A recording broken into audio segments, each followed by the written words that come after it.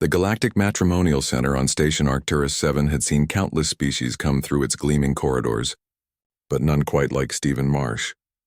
The human veteran stood at the reception desk, his weathered face telling stories of battles fought across 3-star systems, his prosthetic left arm glinting under the station's artificial lighting. He filled out the digital forms with practiced efficiency, checking boxes that made the Zenthari receptionist's antennae twitch nervously. Species preference, the receptionist asked, her voice wavering slightly. Open to all, Stephen replied simply. Just someone who won't run. The receptionist didn't understand then. She would soon enough. Stephen had returned from the Terran Creeks War 3 years ago, decorated and damaged in equal measure. The conflict had taken his arm, his peace of mind, and his wife, not to battle but to a transport accident during an evacuation. It had left him with something far more precious and infinitely more challenging: 2 children. Kimberly, age 7, with her mother's dark curls and her father's steel-gray eyes, and little Marcus, barely 5, whose laughter could shift from angelic to absolutely feral in heartbeats. They were human children. By galactic standards, they were tiny terrors. The first match arrived within a week. A graceful Polarian named Solith. Her crystalline skin refracting light into rainbows seemed perfect on paper. She lasted 4 hours. Kimberly had merely asked to play tag, a simple Earth game. What Solith didn't know was that human children played tag with the intensity of apex predators in training. The sight of 2 small humans sprinting at speeds that seemed impossible for their size, shrieking with joy, their tiny hands grasping with surprising strength, it triggered every prey instinct in Solith's evolutionary memory. She teleported out before dinner. The second match, a philosophical Threen scholar named Vumath, lasted until breakfast. Marcus had smiled at him, a genuine, sweet smile, and then bitten into his morning ration bar with those small, flat, omnivorous teeth that carnivores found disturbing and herbivores found horrifying. Humans were the galaxy's walking compromise, and somehow that made them more unsettling. Vumath cited cultural incompatibilities and departed on the morning shuttle. A dozen more came and went. Each one started with hope and ended with hastily mumbled excuses. The problem wasn't that Kimberly and Marcus were poorly behaved. They were actually remarkably well-mannered by human standards. The problem was that they were human. They climbed furniture with no regard for gravity's warnings. They asked endless questions with a curiosity that bordered on invasive. They played with a physicality that spoke of Earth's merciless 1G environment. They laughed too loud, ran too fast, and had that unsettling human ability to form emotional bonds with anything, including the station's maintenance drones. Stephen watched each departure with growing resignation. He never blamed them. The galaxy had only known humans for 40 years. His species was still the new kid, still the oddity, still the creature that had evolved on a death world and somehow thought throwing balls at each other was fun. Then Kimberly entered the picture. The other Kimberly. She arrived on a humid Tuesday, stepping off a transport from the Draconis sector. Kimberly Ashvera was a Drachnir, one of the dragon people whose reputation preceded them. She stood nearly 7 feet tall, her scales shimmering between crimson and gold, small horns curving back from her temples.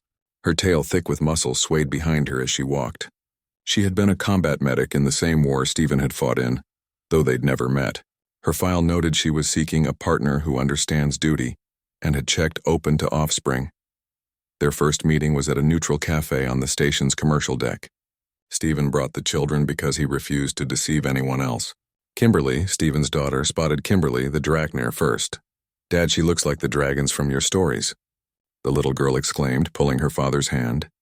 The Drachnir's golden eyes locked onto the children, and Stephen braced himself for the familiar pattern.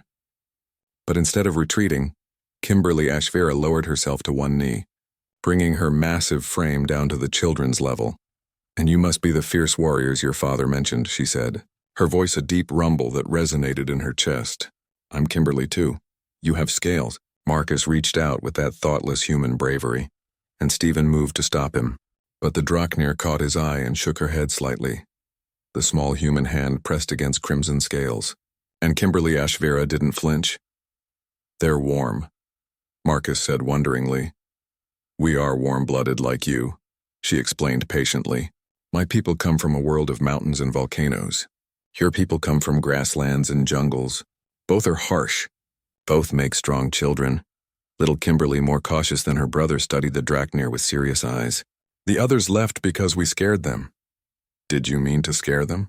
Kimberly Ashvera asked. No, the girl admitted. Then they scared themselves. Fear is often a choice. She looked up at Stephen. I've faced Crick's battle swarms. I doubt 2 small humans will frighten me. That evening she joined them for dinner. Marcus spilled his drink and she cleaned it without comment. Kimberly, the child, asked her 47 questions about dragon anatomy and she answered each one. When bedtime came and both children begged for just one more story, the Draknir told them a tale of the fire peaks of her homeworld, her voice painting pictures of glittering caves and ancient songs. After the children slept, Stephen and Kimberly talked until the station's lights dimmed for night cycle. Why? Stephen finally asked. Everyone else runs. Kimberly Ashvera's tail swished thoughtfully. Your kind is young to the stars, Stephen. Ours has been here for millennia. I remember when the Polarians first achieved spaceflight. Everyone thought them strange and frightening too. They moved through solid matter. Unnatural, they said. She smiled, revealing rows of sharp teeth. Humans unsettle the galaxy because you remind them that evolution is not gentle. You carry your death world in your bones. Your children play like predators because they are predators. Intelligent, social, curious predators. It's magnificent. You're not worried? I'm Draknir. We understand what it means to be feared for what we are. She leaned forward. Besides, I've seen humans in battle. You fight with a ferocity born of protecting what you love. Those children are loved, Stephen. That makes them dangerous, yes, but only to those who would harm them. 3 months later, they bonded in a ceremony that incorporated both human and Draknir traditions. The children called her Kimmy to distinguish her from young Kimberly, and she wore the nickname like a badge of honor. The galaxy had fled from Stephen's children, seeing only teeth and chaos and the unsettling vitality of humanity. But Kimberly Ashvera had stayed, seeing something else entirely. A family forged in fire, strong because they had to be, loving because they chose to be, and in the end, that made all the difference.